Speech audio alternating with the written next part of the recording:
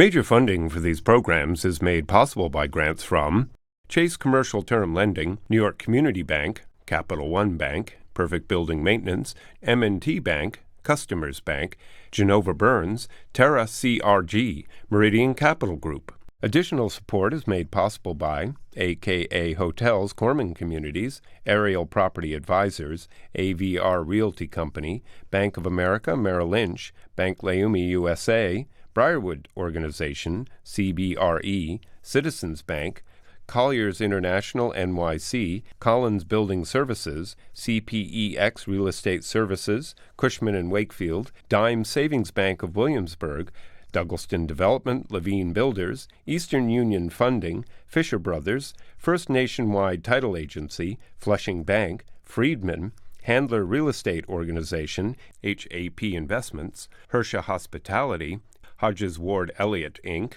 Investors Bank, James D. Kuhn Real Estate Center at Syracuse University, Kilroy Architectural Windows, Madison Realty Capital, Matone Group, Mercantile Commerce Bank, New Banks, Newmark Grubb Knight Frank, Optimum Window Manufacturing Corp., People's United Bank, Rosewood Realty Group, SJP Properties, Sterling National Bank, Stonehenge Partners, TD Bank, The Continuum Company, The Moynihan Group, and these friends.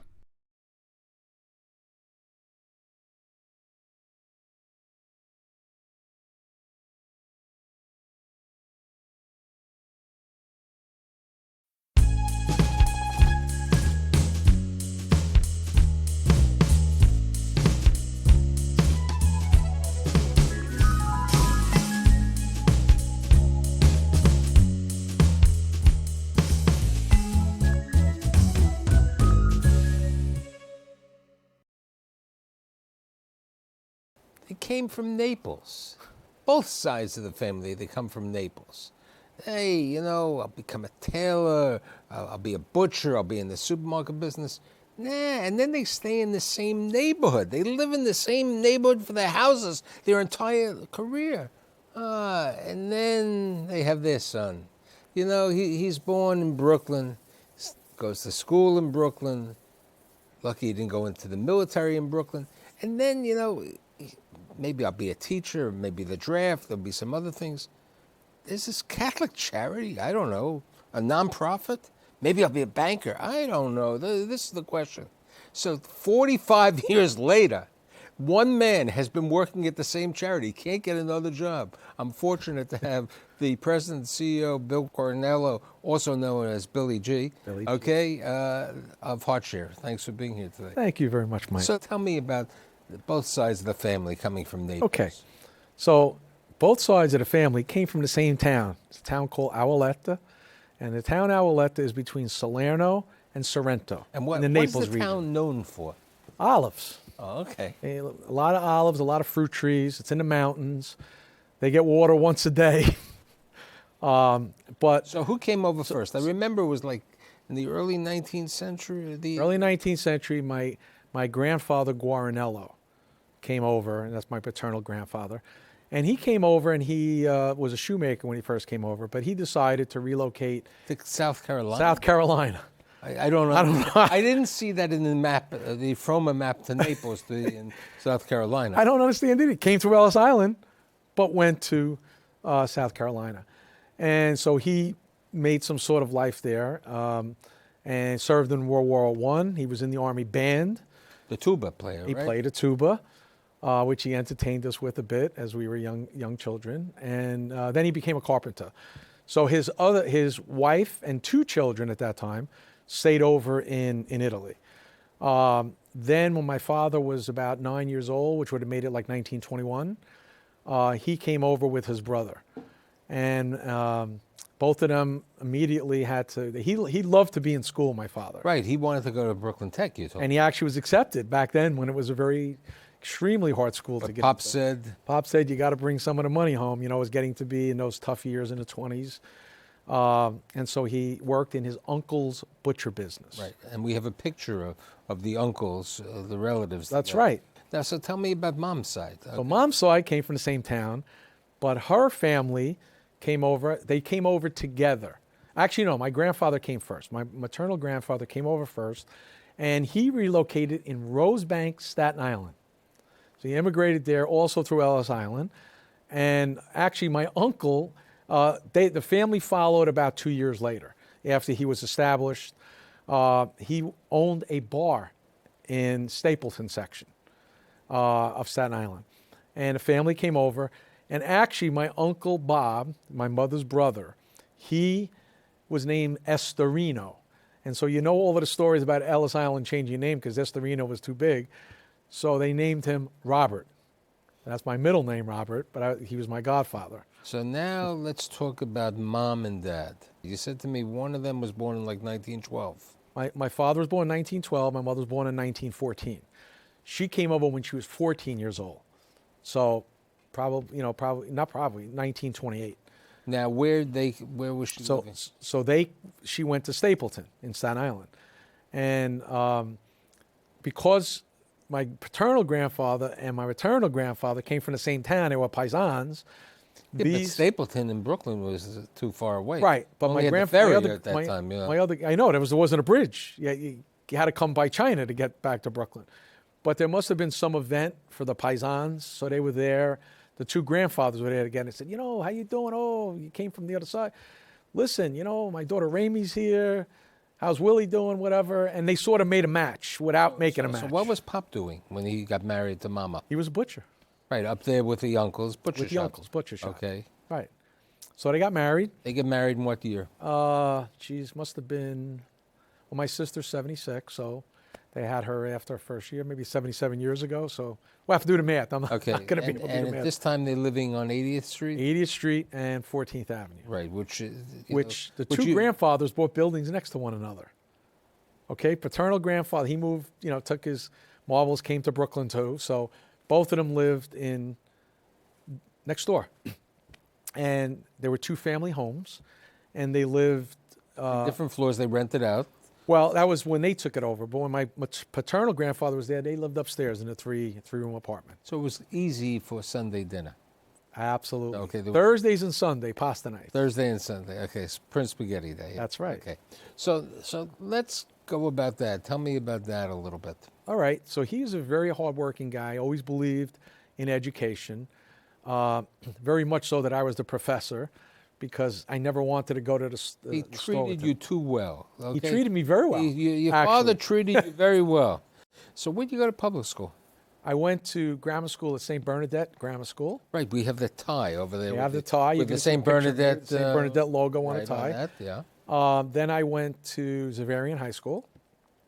Wait a second. You were so smart to get into Xaverian High School? I wasn't too bad. Mom and Dad treated you well. They didn't make you go to work during the summer. Didn't have to work. You didn't even have to go to the butcher shop. Didn't have to go to butcher shop. And why? Because education. My father wanted an education. So guess what? Do well in school, you earn the summers. So you played hockey. We have the picture of you playing ice hockey. I played roller hockey and ice hockey. Right. And what else did you do? I played baseball. Right. I was very involved in my local parish. You really loved living in Brooklyn, growing up over there. I do. I still do. No, I know. You're not allowed to leave the neighborhood. You know? Right. You have to stay. They changed. It used to be the Independent line. It's now called the F train. There you go. At this time, Pop had grown the business from a butcher to a supermarket. Yep. And had one or two supermarkets. In Queens, yes. And he didn't want you to ever get into the supermarket over there. No. So what were you thinking? You going to be a baseball player? Before St. Francis? No. Actually, when I was in school, it was always towards you have to go to college, you have to get a career.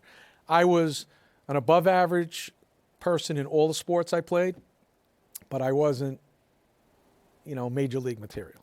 I realized St. Francis was in Brooklyn. Were you allowed to cross the lines to come over the Manhattan and the Brooklyn Bridge to Manhattan? Actually, you get so indoctrinated in the Catholic education that it seemed a logical progression. And it was such a homey college, but it was right here. It was home. And it's basically what you could afford because, I had a brother behind me, so Look, it could have been St. John's too. But that was a good Jesuit education up there. But we had the Vincennes, we had the Franciscans, and the Franciscans are great people. And so when I first went to college, I actually didn't think I was going to be into psychology, social work at all. So pharmacy. Yeah, you said you wanted to be a pharmacist because it was a profession, but it was a retail profession at that time, which you didn't like because your Right. father had the retail profession. Right. So I thought I was great in the sciences. I was great in biology, great in chemistry. So I said, that's what I'm going to do. And the family could understand what a pharmacist could do. But I was great with working with the youth of my community. I was always giving to my community, and I really got that from my mother. But do you think it was partially when working at Bush Jewelers when you went to college that you learned how to deal with the community also? Actually, that was probably some of the greatest life lessons I got. Bush Jewelers was this credit-based jeweler. And the salesmen, the permanent salesmen, they made their money off of telling people, hey, Herbie, you got a watch? Here's a watch. I give you a watch. Only 27 weekly 27 payment. weeks of payment, but you're qualified. I can never do that. So I made the least amount of money in commissions because I just sold people what they really Right, needed. but didn't you do some construction also during the I summer? did some. Construction, I did it. and you really loved heights, right? Okay, so I did it for 2 weeks. Tell Okay, us. good buddy of mine, his father was the head of a construction union, used to help the boys out in the summer, make some money. So I had gone to summer school, take a course, because that's the year I was changing majors. So I had to pick up a course. And so maybe it was like mid-July. Where are you going to go in mid-July? So he puts me on a job. Never tell him that I fear heights because I'm not thinking or whatever. So he puts me on a job, 53rd Street and Lexington Avenue, where they built a post office now. And there's this big, huge, maybe 60-story structure. The guy that I'm put under hated college kids. So there it is. Oh, college boy, how are you? Takes me up on the floors that just have the girders and the cement down. Totally open, wind blowing everywhere. So I lasted 2 weeks there. Then I said, this isn't for me because I'd be shaking going up the stairs with a wheelbarrow. Okay, so now you're in liberal arts going for psychology. Right. And it's, let's put it to you this way, it was called the Vietnam War was coming up. Right. And, your number was 104 in the lottery. That wasn't good to be in the good numbers of the lottery. The good numbers were the higher You numbers. didn't want to win that one. Right, you didn't want to win that lottery. So what happens? You didn't even think about a reserve unit So- until some of the boys told you. What happened? So we're sitting down in the lounge of St. Francis, and the guys are all talking. They have been going to this National Guard unit on Bedford and Atlantic Avenue, and they were going to this thing called a recruit company. And the recruit company actually, that's all you did was beat you up. You weren't signed into the National Guard, but you'd have to show up every Thursday night. So I was clear-headed. Don't worry about it. I'll get a teaching job. I'll do something after my number was picked. So one day my friends, who I guess really cared for me, said, you're coming with us tonight. I said, all right. So I go, and we get abused for the night. Hey, stand up, sit down, do what you got to do. Let's sign the list. But I signed the list. Now I'm number like 1022 on the list. The next morning, I get a call. This is Sergeant Sinclair of the New York State National Guard. Our books are open. Do you want to join? You got to be here tomorrow for a physical. I said, okay. I go to school. And I'm telling these guys, did you get the call? Because I was the last guy on the list. I'm going there tomorrow. You're going there tomorrow. They all scrambled. And You see, what happened was, it's like in the accounting business. It wasn't LIFO, it was FIFO, last in, last in, first out. So Absolutely. you went, now we have the pictures of you at Fort Polk. Fort Polk, Louisiana. Fort Polk, Louisiana. And I was in the infantry. Right, so you finish the military, and what happens now? So now you have got to find a job, right? I have to find a job. So you come back. Now, a psychology degree was very much a generalist degree before I graduated. I guess I was the last of the baby boomers. So of course, my uncle was in banking. I said, maybe I'll try banking, get into their management So he program. sends you Bank the of Bank Commerce. of Commerce on 42nd Street That's right. in the Lincoln Building. Yes. And you meet a young St. Francis graduate. That's right. A man who didn't have too much hair at that time, Richard Silverman. Right. Right? And what happens with Mr. So I meet with him. He's talking to me. Well, Bill, we use, right now we're taking pre-law, pre-accounting. I said, I don't have any of that. He says, you know what? The best thing you should do is stay in the field you're in. You're good with kids, because we talk like we're talking here. And so I went home. I told my mother, well, the banking isn't for me. He wants to make me a teller. I didn't go to 4 years of college to become a teller. Your father said I could send you back to the supermarket. And we could do that, right. So So it was another 2 weeks. I was going through things, and my mother was always very, a good Italian mother, the way a Jewish mother would be, a good Italian mother. And so she Proactive. proactive. Next door to me, we shared a driveway, and the head of Catholic Charities used to wash his car. This was his sister's house. So my mother goes out there in her good Italian accent and says, listen, could you sort of help my son? He graduated with the psychology. He's unemployed. You need something. Look Yeah, at him. he needs to work. So they take me to, so they had a place called Catholic Guardian Society. That was the name that HeartShare used to be called by.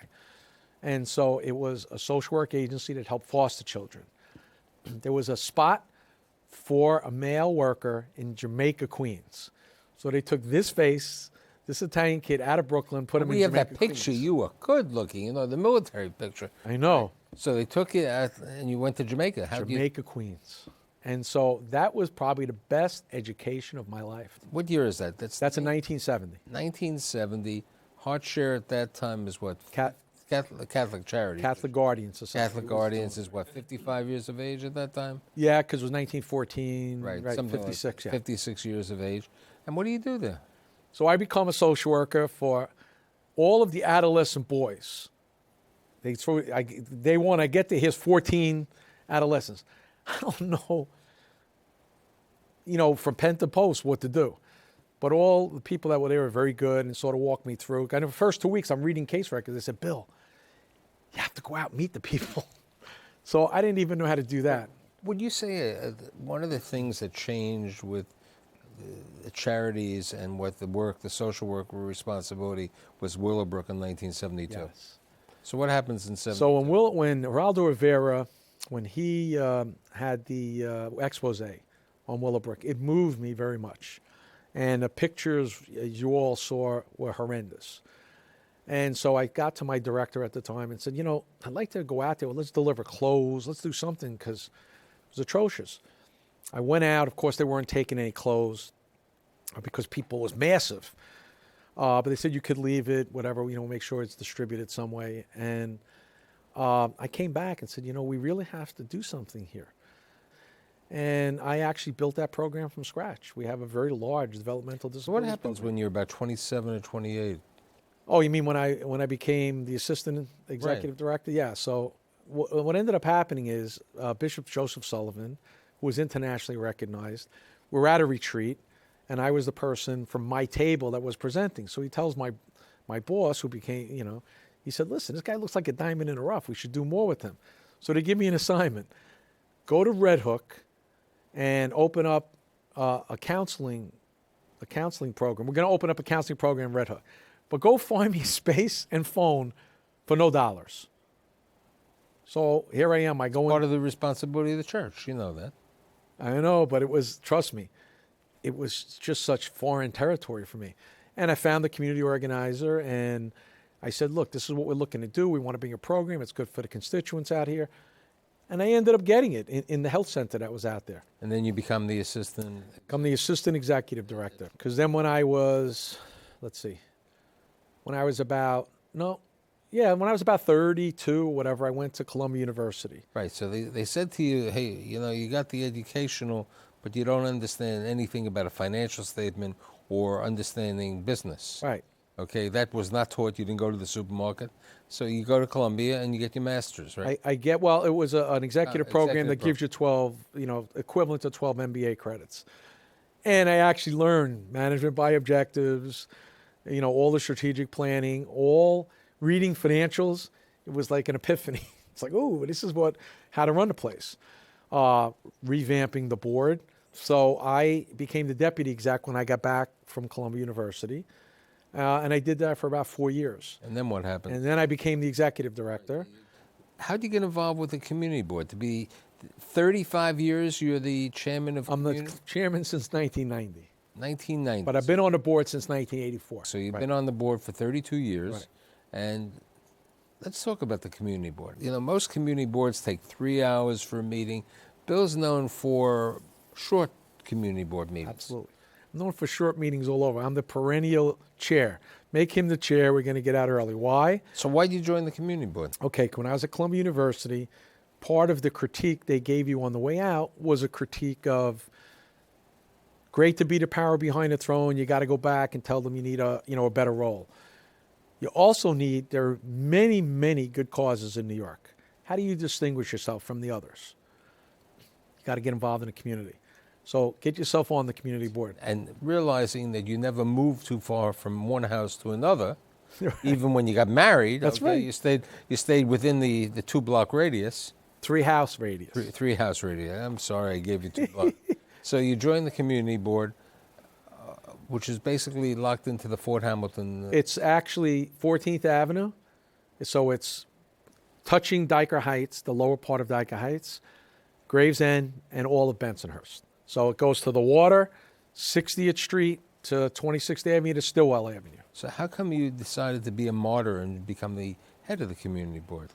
Well, I think part of it really was that I wanted to make sure that it was short on the BS. A lot of these community boards, people get out there, they want to hear themselves be heard.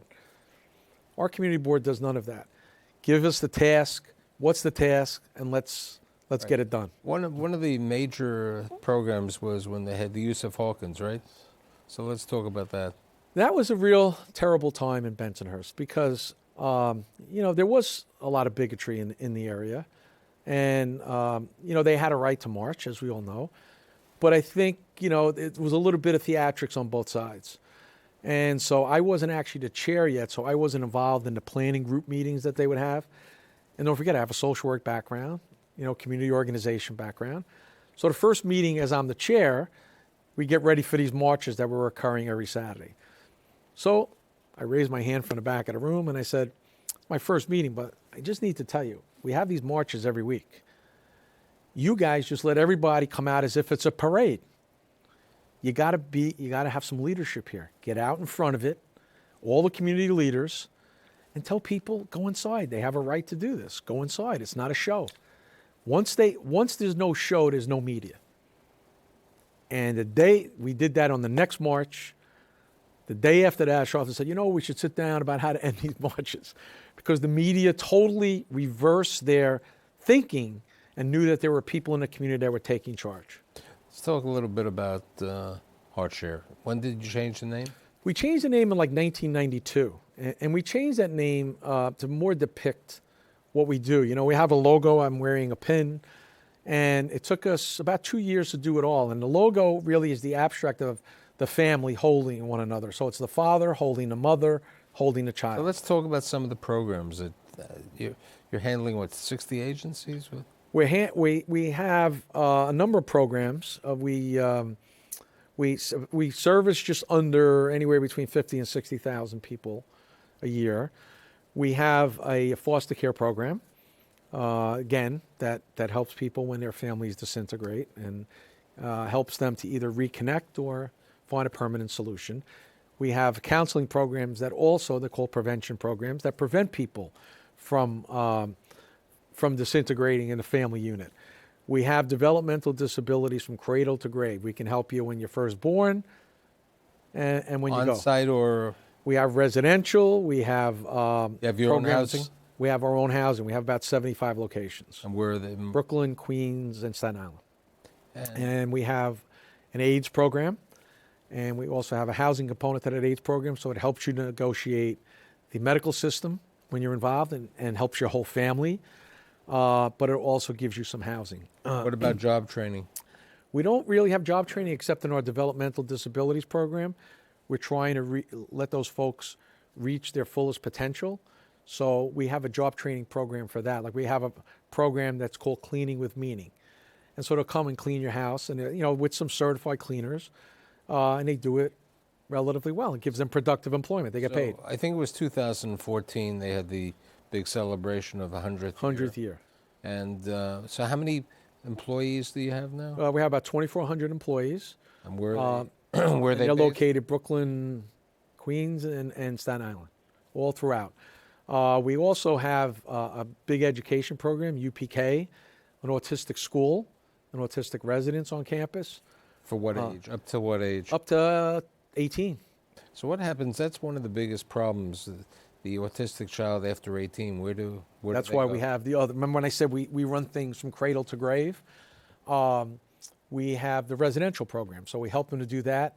And then we also have what we call dehabilitation programs. And that's really so that you don't sit in the house and just veg out. You get out of school, you come to these. We help you to learn either travel training, how to go to the stores, how to socialize, how to cook maybe, how to make your bed. So now let's talk about family. Your wife and your daughter. Tell me about them. How'd you meet your wife? So this is a great Donna, story. right? Donna. So Donna came from Flatbush, which again was like for us was Too far away. Too far away. But Griswold's Pub was a bar in Bay Ridge, and so Friday night was a big scene. You go out if you were single. We go. Her older sister dragged my wife to the bar. Hey, come! You got to come to Bay Ridge. My wife didn't want to do that. She was 18 at the time, and she was a real sports fanatic, and she liked the Knicks. So we're standing. She's standing where you are. I'm where I am.